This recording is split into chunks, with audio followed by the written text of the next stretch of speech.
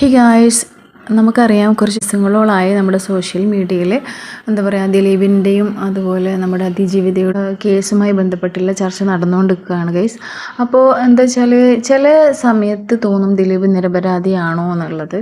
കാരണം കൊട്ടേഷൻ കൊടുത്തു എന്നുള്ള ഒരു കാര്യമാണ് ദിലീപ് ചെയ്തിട്ടുള്ളത്. പക്ഷെ എനിക്ക് ചില സമയത്ത് തോന്നാറുണ്ട്, ഒരു ബലാത്സംഗത്തിനായിട്ട് ഇത്രയും വലിയൊരു നടൻ കൊടുക്കും. അതെനിക്ക് എന്താ പറയുക, ചിന്തിക്കലുണ്ട് ആ ഒരു കാര്യം. അപ്പം എന്നെപ്പോലെ ആർക്കെങ്കിലും അങ്ങനെ തോന്നിയിട്ടുണ്ടോ എന്ന് എനിക്കറിയില്ല. പക്ഷെ ഈ ഒരു അഭിഭാഷകൻ പറയുന്ന കേട്ടാൽ നമുക്ക് തോന്നും അത് ശരിയാണോ എന്നുള്ളത്. എന്തായാലും ദിലീപ് കുറ്റക്കാരനാണെങ്കിൽ ശിക്ഷിക്കപ്പെടുക തന്നെ വേണം. അതല്ല, ആ പെൺകുട്ടി ആ ഒരു അതിജീവിതം അനുഭവിച്ച ആ ഒരു വേദന, ഈ 8 വർഷം അനുഭവിച്ച ഒരു വേദന, അത് ആര് ചെയ്തതായാൽ പോലും തെളിഞ്ഞ് നമുക്കറിയണം അല്ലേ. അത് എത്രയും പെട്ടെന്ന് നടക്കട്ടെ എന്ന് നമുക്ക് പ്രാർത്ഥിക്കാം.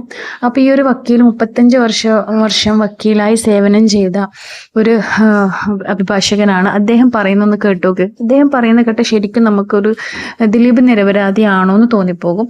പക്ഷേ എന്താ, നമുക്ക് നോക്കാം. ദിലീപിനെ കോടതി വെറുതെ വിട്ടു. കോടതിയെ വെറുതെ വിട്ടതുകൊണ്ട് കോടതിയെ പറ്റി പഴി പറയുന്ന സോഷ്യൽ മീഡിയക്കാരോട് എനിക്ക് പറയാനുള്ളത്, നിങ്ങൾ സംഭവം കണ്ടിട്ടില്ല, കേസ് വായിച്ചിട്ടില്ല, കേസിൻ്റെ വാദം കേട്ടിട്ടില്ല, നിങ്ങൾക്ക് നിയമം അറിയില്ല. നിങ്ങൾ ആകെ പറയുന്നത് പത്രക്കാരൻ്റെ ഊഹാഭവങ്ങളും അതുപോലെ തന്നെ അവരുടെ കെട്ടിച്ചമച്ച കഥകളൊക്കെ ഉണ്ടാക്കിയ ഫീലിംഗ് കൊണ്ടാണ് നിങ്ങളിങ്ങനെ കോടതിയെ കുറ്റപ്പെടുത്തുന്നത്. അത് തെറ്റാണ്. ജഡ്ജി ഒരു ദിവസം രാവിലെ എഴുന്നേറ്റ് വന്നിട്ട് കോടതി വന്നിട്ട് ദിലീപിനെ വെറുതെ വിടുന്നു എന്ന് പറഞ്ഞല്ല.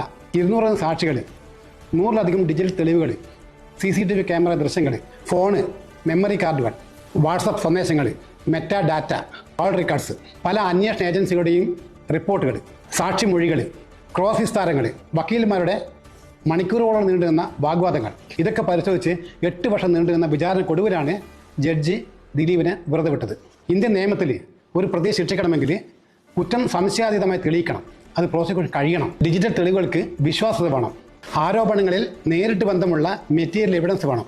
പ്രധാന സാക്ഷികളുടെ മൊഴികളിൽ കോടതിക്ക് വിശ്വാസ്യത ഉണ്ടാവണം. അല്ലാതെ മാപ്രകളുടെ ഊഹാഭവങ്ങളുടെ അടിസ്ഥാനത്തിൽ നിങ്ങൾക്കുണ്ടായ ഫീലിംഗ് മതിയാവില്ല.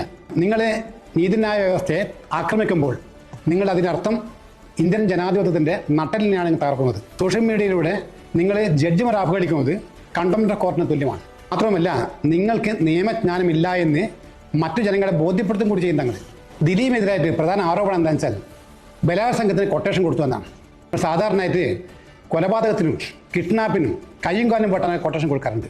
പക്ഷെ ബലാത്സംഗത്തിന് ആരും കൊട്ടേഷൻ കൊടുക്കാറില്ല.